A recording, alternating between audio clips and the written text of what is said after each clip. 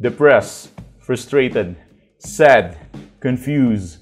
You want answer. Let's talk.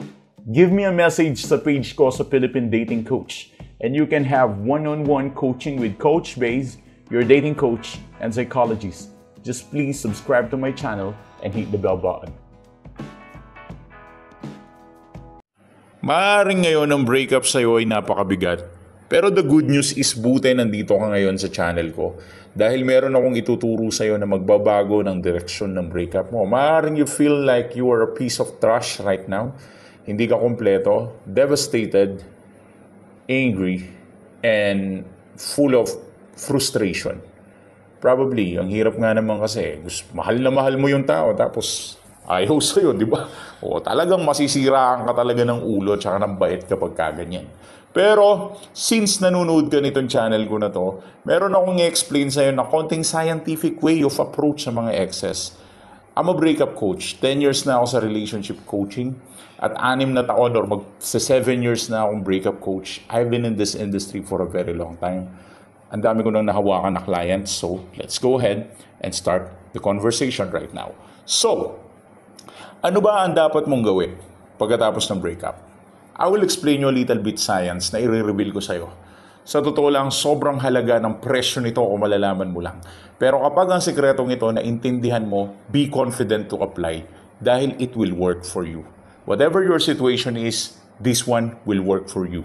Fitedly. Alam ko na iba-iba yung sitwasyon ng mga kliyente ko, pero sa inyong lahat, mag-work ito. Okay? So, ano ba ang nangyayari at bakit yung atensyon ng ex mo is wala sa'yo, hindi siya nakafocus sa'yo? Kasi ganito yan. I will explain to you the deep science of it. First of all, after the breakup, ang breakup kasi full of validation siya. Nangyayari ang breakup kapag yung attraction is nag-decrease to the point na yung desire niya na hiwalayan ka is mas mataas na kumpara dun sa attraction level na meron ka. Kasi if your attraction is greater than her decision or his decision, hindi ka niya kayang hiwalayan. Ngayon, kapag ang attraction mo bumaba na, tapos yung desire niya na hiwalayan ka mas mataas, mangyayari ngayon, i-break up ka niya or hihiwalayan ka niya for common reasons. Number one reason natin kung bakit hinihiwalayan ng isang lalaki or isang babae ang kanyang partner, kadalasan kapag may bago na. Pangalawa naman, kapag masyado nang natotoksikan or masyado nang nabibigatan sa relasyon nila na puro murahan.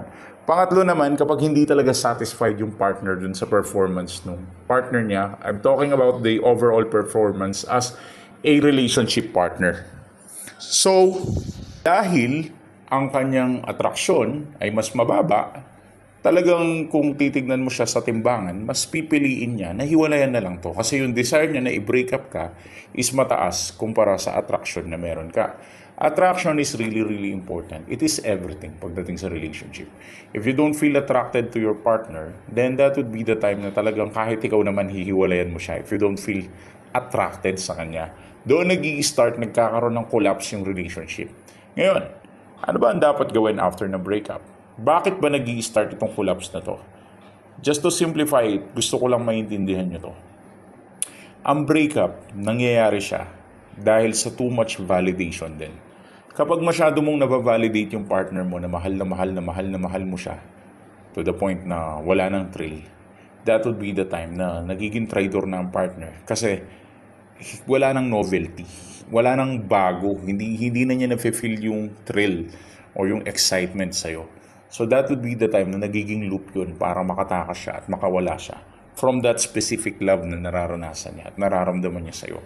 At dahil wala ng thrill, at dahil wala ng excitement, at dahil wala ng something like that, that will also be the time na dudulas siya sa mga kamay mo.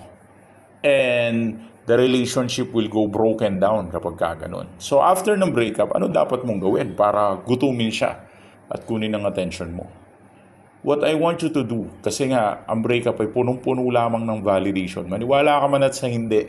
Minsan hindi love ang basihan, minsan hindi pera ang basihan. Minsan kapag nasobrang na-validate mo lang siya, na mahal mo siya to the point na binigay mo lahat sa kanya. Akala mo mas lalo siyang mai-in love sa'yo kasi finalidate mo siya, mali ka. mas lalo siyang lalayo sa'yo because of that validation. Ngayon, gusto kong ilagay mo ang ex mo sa lugar niya. And here's the thing, attention ang pinaka-importante sa ex mo. Kung mapapansin mo to, isa sa mga ginagawa ng ex mo ay tinatawag nating pizza method. Ang ibig sabihin nun, dahan-dahan siya nagmo-move on sa'yo. So ano ang pizza method? Kumbaga pizza, parang halimbawa, umorder ka ng isang kahon ng Greenwich, di ba? So kapag kinain mo yung Greenwich, di naman isahang lunok. Kapag kinain mo yung isang kahon ng pizza, paisa-isa ka lang naman. So ganun din yung ex mo. Yung style niya sa pag-move on sa'yo, padahan-dahan. So he or she is trying to move on from you ng dahan-dahan. Ganun yung ginagawa niya. At the more na kinakausap mo siya, the more na mas nakaka-move on din siya sa'yo. Kasi ang nangyayari ngayon, napupunta ka na sa tinatawag nating friend zone. To the point na nasasanay na siya na ganun yung setup hanggang mawalan at dahan-dahan siyang mawalan ng respeto sa'yo at mapabilis yung breakup na imbis na hindi mangyari, is mangyayari na ngayon. Now, what are the things that you need to do to avoid this? At para siya naman yung magutom sa attention mo, simple lang. After ng breakup, mag-focus ka sa ibang bagay. Ipakita mo to sa social media. I-post mo sa social media that you have different attentions. Yung attention mo, wag mong ipapakita sa ex mo na naaapektuhan ka ng breakup. But instead, ang attention mo ay ilagay mo sa ibang bagay. Dahil kapag ang attention mo hindi mo binigay sa kanya, gagapangin niya yun at hahabulin niya yun. Gusto ng ex natin na makuha yung attention natin. Kasi hindi sila, ganito yan, kapag nakuha niya ang attention mo, makaka-move on siya na mabilis. Pero kapag ang attention mo, hindi mo pinakitang nasa kanya, wala sa breakup ang attention mo, that would be the time na makukuha mo yung attention niya. Dahil gugutumin siyang mahanap ang attention mo para maka-move on siya na mabilis.